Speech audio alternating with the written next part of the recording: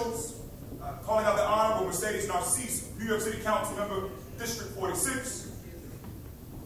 Now for our appointed officials, acknowledging Jose Bayona, Executive Director, Office of Ethnic and Community Media, Rhonda Bennett, Executive Director, Gracie Mansion Conservants, Trey Monahan, Executive Director, Mayor's Office of Special Projects and Community Events, Dawn Tolson, Executive Director, Mayor's Office of Citywide Event Coordination and Management, Kristen Kaufman, Deputy Commissioner, Mayor's Office of International Affairs, Lorraine Cortez Vasquez, Commissioner, Department of the Aging, Zachary Iscall, Commissioner, New York City Emergency Management, Lynn Maggie Liddy, Commissioner, Department of Corrections, Bill de Vera Mayoga, Commissioner, New York City Department of Consumer and Worker Protection, Kelly Moan, Chief Information Systems Officer, Office of Technology and Innovation, Ann Williams Ison, Deputy Mayor, Health and Human Services, Sheena Wright, First Deputy Mayor, Office of the Mayor. Please give our appointed officials a round. Here. Next, key military leaders who are here from our sea services. Our highest ranking official, the 78th Secretary of the Navy and a New York City native from Hell's Kitchen, the Honorable Carlos Del Toro, Undersecretary, Undersecretary of the Navy for Policy, Honorable Anne Bovante Gebbets, Commander, U.S. Fleet Forces Command, Admiral Darrell Carter, Commander, U.S. Marine Forces Command, Lieutenant General Brian Kavanaugh, Commander, Coast Guard Atlantic Area, Vice Admiral Nathan Moore, Commander of the Navy's Mid-Atlantic Region, Rear Admiral Wesley McCall, Commander, Coast Guard Sector New York, Captain John Andrzejczyk, Commander, 1st Marine Corps District, Colonel Philip Ash, and representing our allies from Germany who are with us today, Rear Admiral Axel Schultz, Commander, 2nd Flotilla, German Navy. Let's give all of our senior leaders a hand. Also want to acknowledge the leaders from the vessels that are present here for Fleet Week. From USS Bataan, Commander Captain Paul Burkhardt, also the Commander of the Coast Guard's cutter Sturgeon Bay, recognizing Commander of USS Marinette, Commander Shane Brewer, Commander of the Coast Guard cutter Calhoun, Captain Timothy Samilla, Commander of the Coast Guard cutter Captain Walker, Lieutenant Brianna Townsend, and from the Deutsche Marine of the German Navy, Commander of the FGS Frankfurt and Maine, Commander Hanno Weissensee, Commander of the FGS Baden-Württemberg, Commander Dirk Christian Mathies, and recognize our U.S. Naval Academy's Brigade of Midshipmen for manning the 4 vessels from the Navy's Yard Patrol Craft Squadron. Let's give them a round of applause.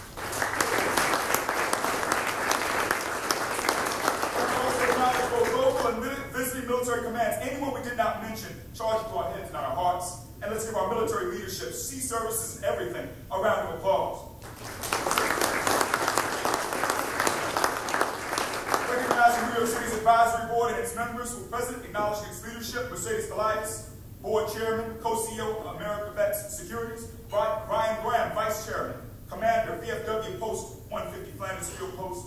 Also, last but not least, the team at DVS and the Mayor's Office for Special Projects and Community Events. All parties worked hard behind the scenes to produce this morning's breakfast. All who are here from MOSPI and DVS, please raise your hands. Let's acknowledge them. Special shout out to Nicole Jordan-Jones, Assistant Commissioner for Outreach, Chuck Rivera, Press Secretary, and Cassandra Alvarez, Chief of Staff at DVS. These folks are wind beneath my wings. So everybody knows what time it is now. If you didn't drink coffee yet, it's time to get that kick. No caffeine required. It's time to do roll call. We're going to start with everybody, and it's going to come down to this Coast Guard versus Navy and Marines. But before we get that competition up, let's just start with everyone in the room. Make some noise if you are in the National Guard, Navy, militia, all guard, all militia. Where you at? Come on, somebody, anybody, guard, militia. All right, not coming. Okay, I see they're not going to win. They're not going to win. They're not winning. They're not winning. Now, for my people, give us a shout if you're in the reserves. Anybody who's all right, and Greg, we got this reserve. All right. Calling out all who are currently active duty. All active duty, make some noise. Say something if you're active duty military. Come on. All right. Not anyone who doesn't wear the uniform now, but who once did. Word on my chest. Let me hear from all of our veterans.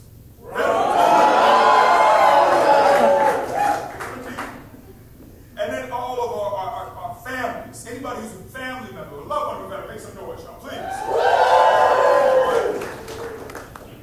And then, any of our supporters, just people who support this, everybody in the room. If you support our community, she say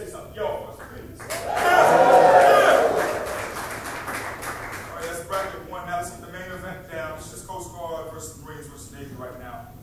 And so, you know, I mean, hey, some of y'all think, let's not lose. Let's start it on. Our friends from the Revenue Cutter Service, the U.S. Coast Guard. Sound off. We got all right, next up, Devil Dogs. Can you be louder than that? Where are our Marines at? Marines! All right. Now let's see if some sailors can rise to the occasion. It's the moment of truth. Anchors away. U.S. Navy.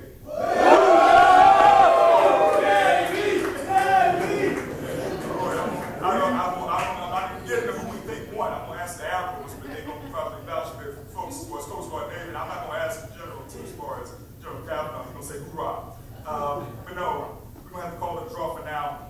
We've acknowledged those who are here, you know, yelling, screaming, and whatnot. Let's pay homage to those who are not here. To your right, as you enter the room, you may have noticed a small, special table. It is reserved to honor our missing men and women. The empty chair represents Americans who were or are missing from the armed forces, all with us in spirit. The table is round to show our everlasting concern. The cloth is white, symbolizing the purity of their motives when answering the call to serve. The single red rose reminds us of the lives of these Americans and their loved ones and friends who keep the faith while seeking answers. The yellow ribbon symbolizes our continued uncertainty, hope for their return, and determination to account for them and bring them home. A slice of lemon reminds us of their bitter fate, captured and missing in a foreign land. A pinch of salt symbolizes the tears of our missing and their families who long for answers after decades of uncertainty. The lighted candle reflects our hope for their return, alive or dead. The Bible represents the strength gained through faith to sustain us and those lost from our country, founded as one nation under God. Glasses inverted symbolize the inability to share toast. The chair is missing. The chair is empty. They are missing. Let us have a moment of silence.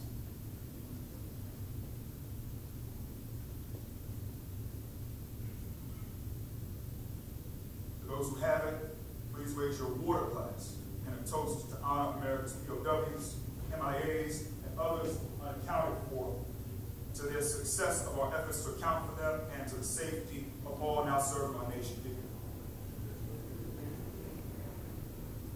Called out the Court of Defense Department. It's 81,000, more than that we're missing.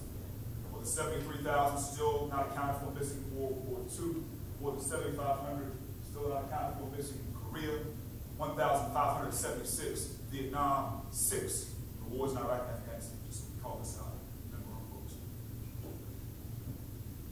Now that we're ready to go, ladies and gentlemen, it is my pleasure to introduce the 110th Mayor of the City of New York, New York Police Department Captain, retired New York State Senator Emeritus and former chair of the Senate's Veterans, Homeland Security, and Military Affairs Committee, and Brooklyn Borough President Emeritus, Mayor of the City of New York. Ladies and gentlemen, the Honorable Eric Leroy Adams.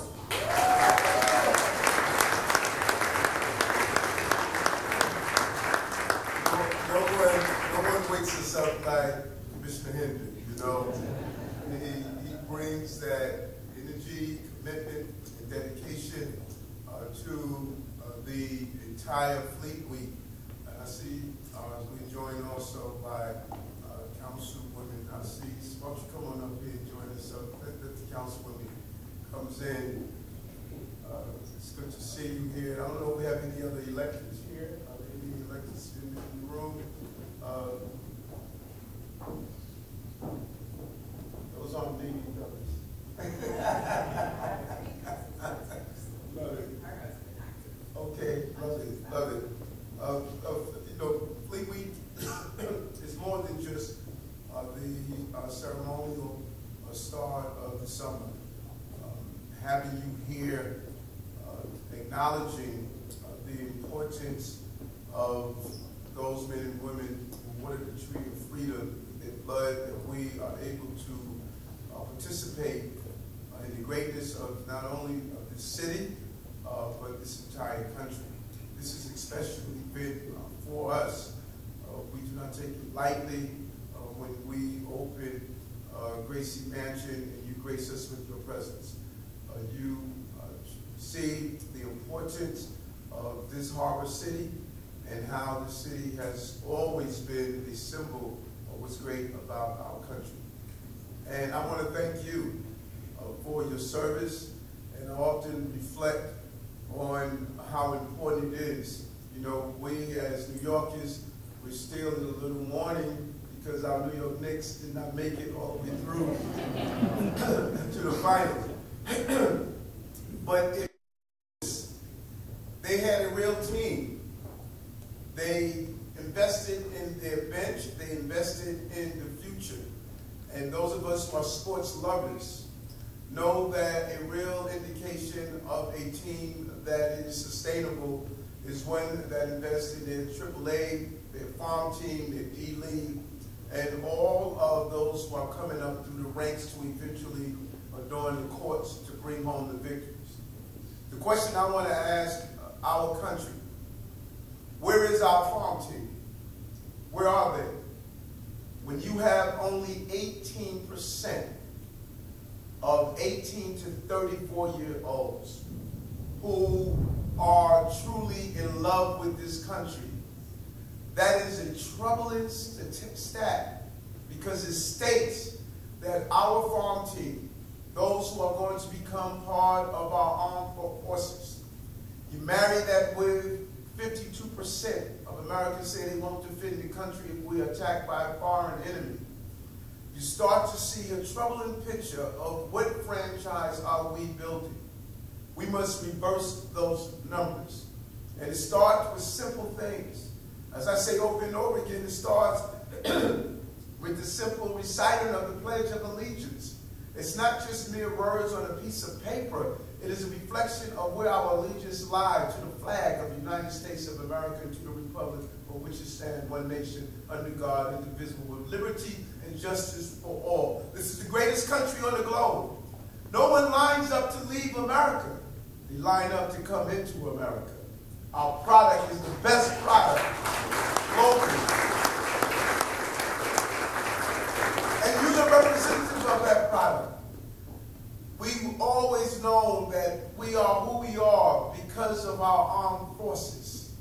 And it's imperative that we once again reignite the spirit of what this country represents. When I watch those who honor Hamas and ISIS and Hezbollah, when I watch our young people on college campus who are supposed to be the brilliant minds of our future calling for the destruction of America, when I watch the energy on social media that says bin Laden was right to attack our center of trade and our Pentagon, when I watch these things, I say to all of us, do not take for granted that our liberty is something that will always be here if we don't continue to bring our young men and women to the services that provide that.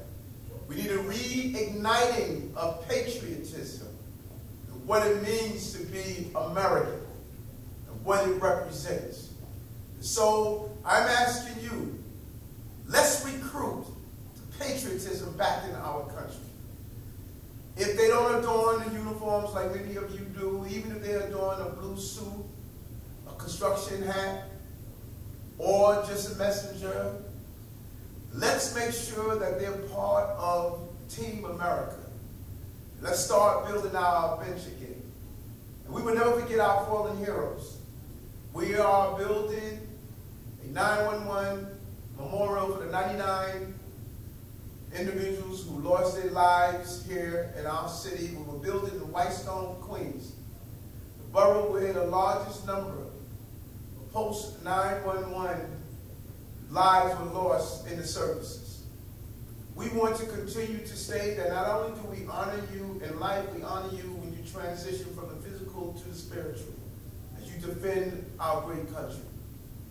I will end as I started. Thank you. Thank you for what you do for the country, the United States of America, and that God continue to bless us. This will be and always be God's country, the United States of America. Thank you very much. I want to now bring on Secretary of the Navy, our good friend Del Toro.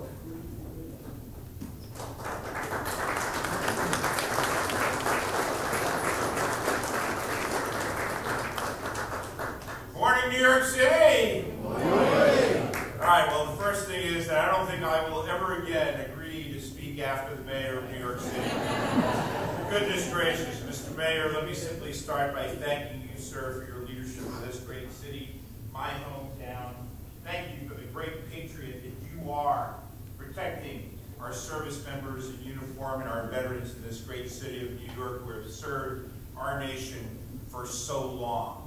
And I will add one other very special thanks to you, Mr. Mayor, as someone who actually was in active duty here on 9/11. That very same day, it was the last day of our commissioning committee preparations for the ship that I was going to commission on Veterans Day of 2001.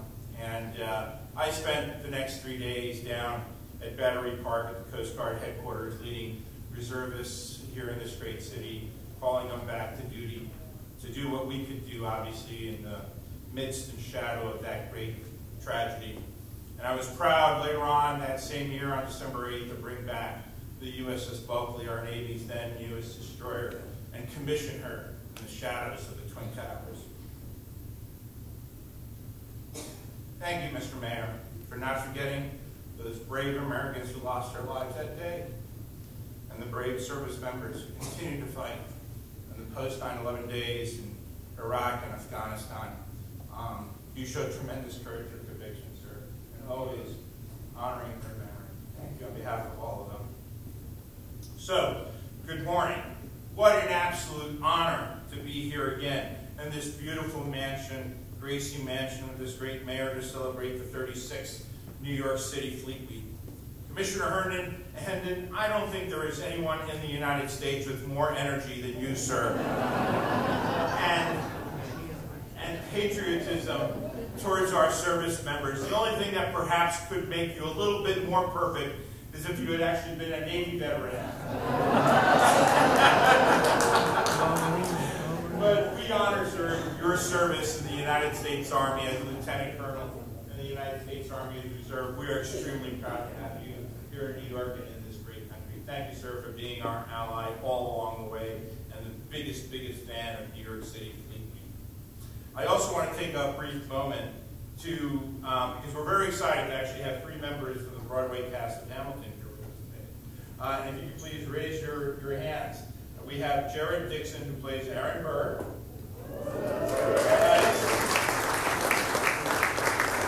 We have Jenny, who has Harney Fleming, who plays Angelica Schuler. And we also have Mr. Tamar Green, who plays George Washington himself.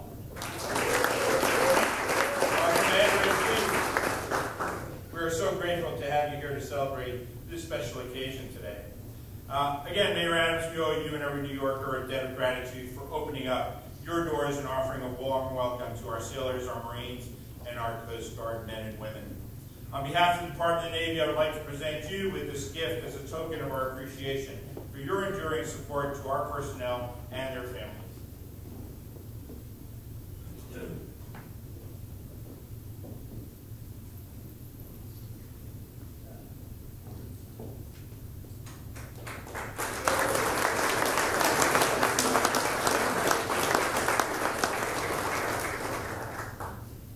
New York City is indeed a Navy town, but also much more, both as a global financial capital of the world and the heart of our nation's economy, not to mention my own hometown. It is a beacon of prosperity, as well as an example of America's resiliency and unbreakable spirit. It is where my family settled after fleeing Cuba as refugees of the Castro regime. Every time I visit my hometown of New York City, I am reminded of why I chose to dedicate my own life to serving our great nation over the last 40 years, both in and out of uniform. The opportunity to succeed, to realize your dreams, to be part of something bigger than yourself. To our uniformed personnel here today, from Admiral Cottle and Lieutenant General Kavanaugh, all the way down to our most junior enlisted sailor, Marine, and Coast Guard men and women, thank you. Thank you for volunteering your time, your careers, your lives in service to our great nation. And thank you to all of your families. And I also extend a warm thank you to our German allies as well, too, for their service and that of their families as well.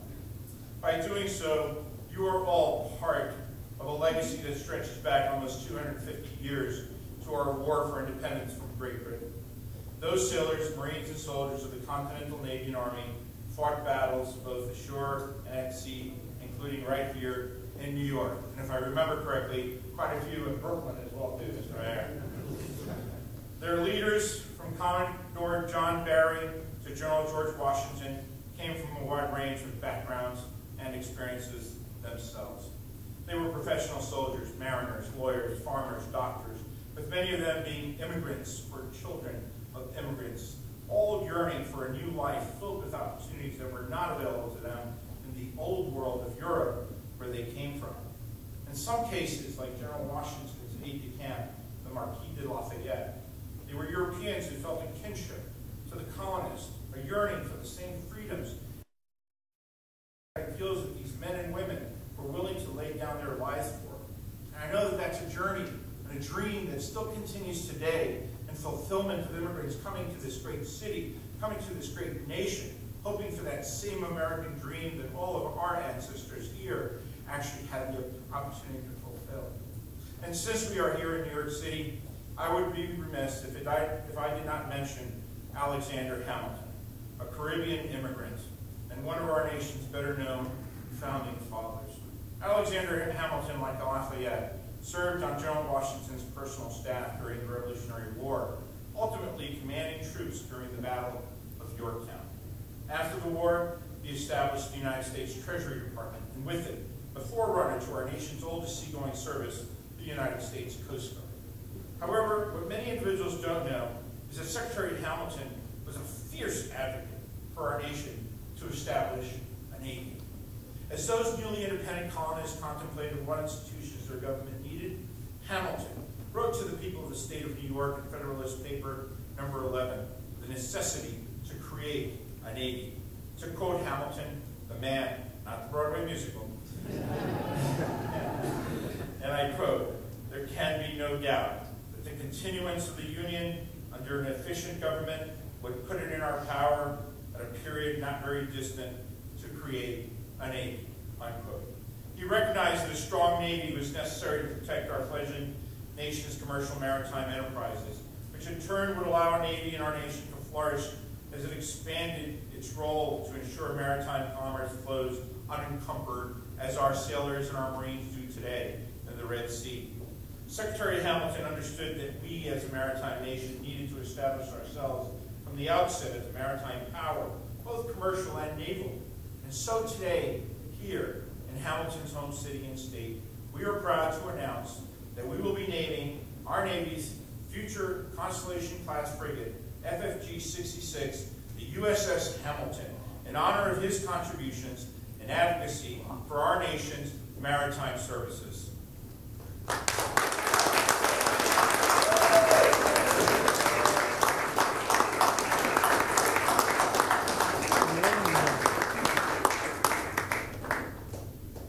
USS Hamilton, once constructed, will sail around the world representing the freedom and ideals its namesake spent his entire life advocating for.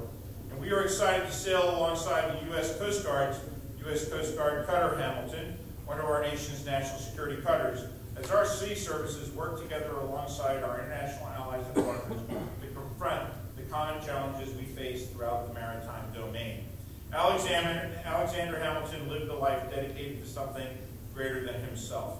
Ideals he was willing to sacrifice his life for on the fields of battle across our nation. Let his life work and commitment to democratic principles invigorate those of us here this morning as a poignant reminder that we carry on his legacy for service and sacrifice. Ladies and gentlemen, may God bless our sailors, our Marines, our Coast Guard men and women, and their families around the world, and may God continue to grant this city and our nation and its leaders fair winds and following seas. Thank you so much.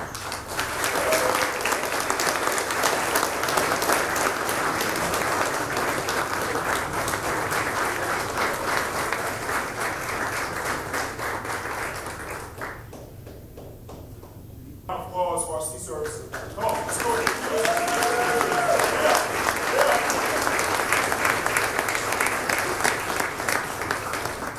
That concludes our program for today. You don't have to go home, and you don't have to get out of here yet. We have the place at 11 a.m. Please continue to enjoy yourself that. And to learn more about the New York City Department of Veteran Services, please visit nyc.gov/vets. That's nyc.gov/vets. To learn more about the 2024 Fleet Week activities, type Fleet Week New York in your internet browser. Click the first link you see, titled Fleet Week New York, and you see the 2024 events. Once again, just type Fleet Week New York in your browser. Once we conclude, we'll ask that our senior most uniformed leaders from the Navy, the Coast Guard, and the Marine Corps join us on stage for a quick photo. And once again, join with us as we celebrate this entire season. Happy Fleet Week, everyone. Thank you so much.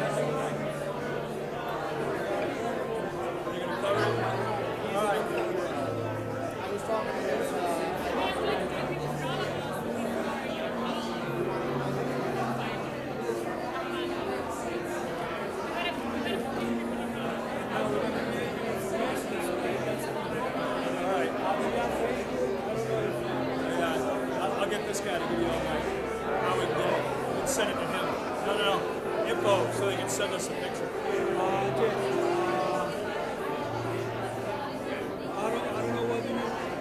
don't know if you prefer my Facebook or my phone number. Yeah, I'm going to take some pictures.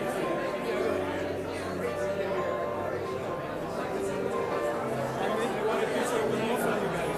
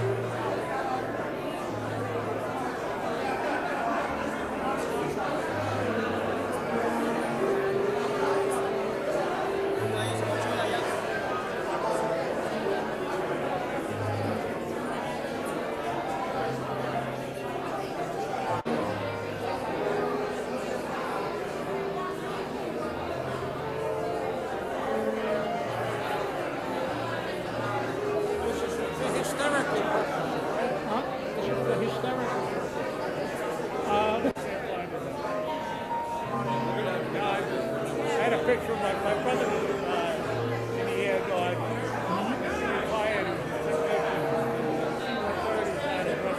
Oh, I see. Well, we used to work on the A70. Okay. Yeah. You know, the Maverick system. This morning at a national slugger on the subway, and they have to stay out and work in. Interesting. Okay. I got it right here. Oh, we're going to be taking pictures. If you want to, you can join. Got it. Got an iPhone. What's he doing? Oh, come on now, sir. Hey, just keep buying. Sean, good to see you on the Marinette.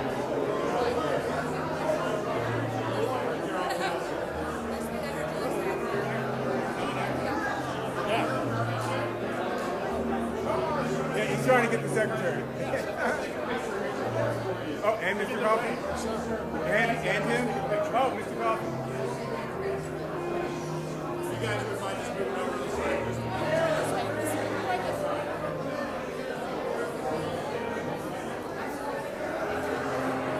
You have a camera?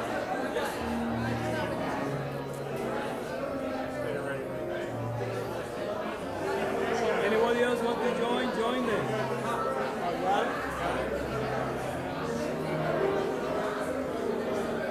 Get in there, come on.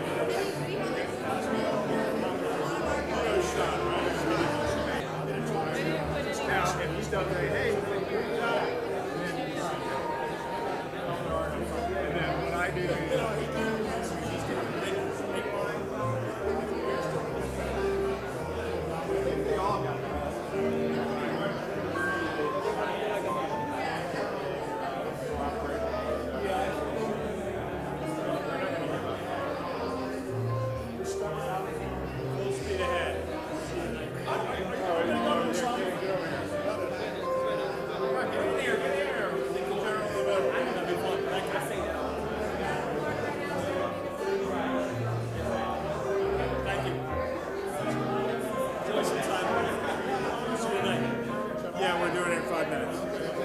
Yeah, no.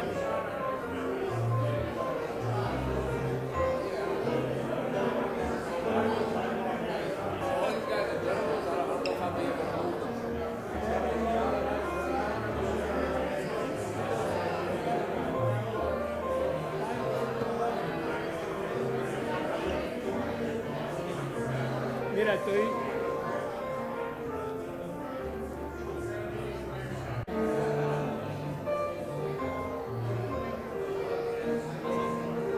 Ellos vienen ahora. Ya nos vamos.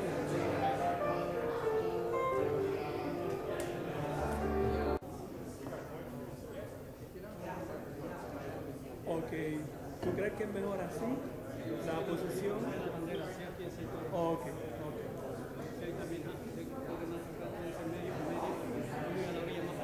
Two steps to your right, please. I mean, yeah, you left, my right. I'm sorry. Oh. ¿Sí? ¿Ya están todos? María.